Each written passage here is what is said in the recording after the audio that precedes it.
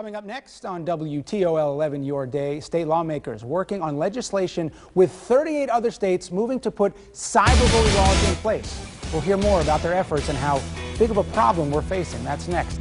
Plus, find out about it. Thank you so much, Chris. Bullying is a huge issue for our children, and it's not just face-to-face bullying anymore. Cyberbullying can cause major problems, and we are joined by Tyrone White. He's a coach. He's an author of Parenting a Winner, and thank you for joining us. My first question, how big of a problem is this? Craig, it's a huge problem. We look at 20% of all kids report at some point, according to national surveys, that they've been bullied.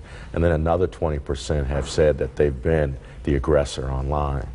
And this is developing now with states trying to legislate this and get involved, right? I mean, it's kind of reaching a tipping point in a sense? It really is. 38 states are moving and pushing for legislation, and Ohio actually is in the throes of starting the sponsorship of a bill to address this. There was a young woman, a girl in Ohio, who died as a result of bullying, correct? Actually, yes, in Cincinnati, a young girl who the bill is going to be named after hung herself. Her mother came home and found her hanging in the closet.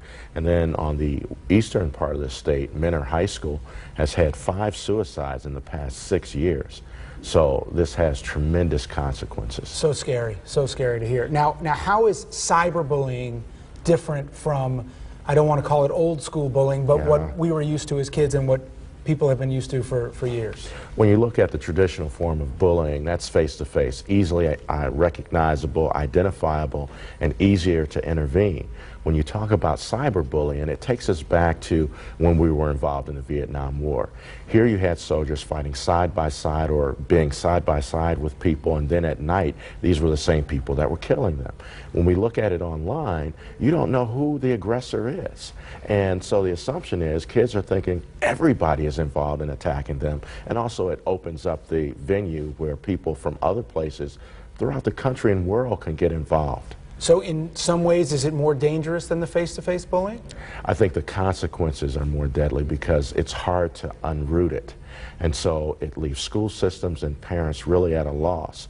And so that's where we really need to provide training to address these issues. And you've talked a little bit about the negative effects for an individual, for an individual family dealing with this. How bad can it get, in a sense? Well, I was just talking to a parent the other day, so distraught that they couldn't go to work as a result of their child being threatened, intimidated, and harassed online. I want to give you one just quick snapshot, because I do a lot of talks on college campuses as well as high schools. You remember the kid that jumped off the bridge in New York City? Yes. As a result of being harassed online at Rutgers University. The other equation to this is people get at their victim by surreptitiously videotaping them in compromising positions. They post that stuff online. Lies and rumors are spread. And so it's really also hard for the victim to be able to defend themselves against fact or fiction. And so they themselves suffering from low self-esteem, sometimes even drug use, to deal with these issues. Okay, so it's a monster problem and the effects can be awful. What can families do? What can kids do to try to get over this, to try to help with this? The first thing for parents is awareness. And that's one of the biggest challenges because we're not as technologically savvy as our kids.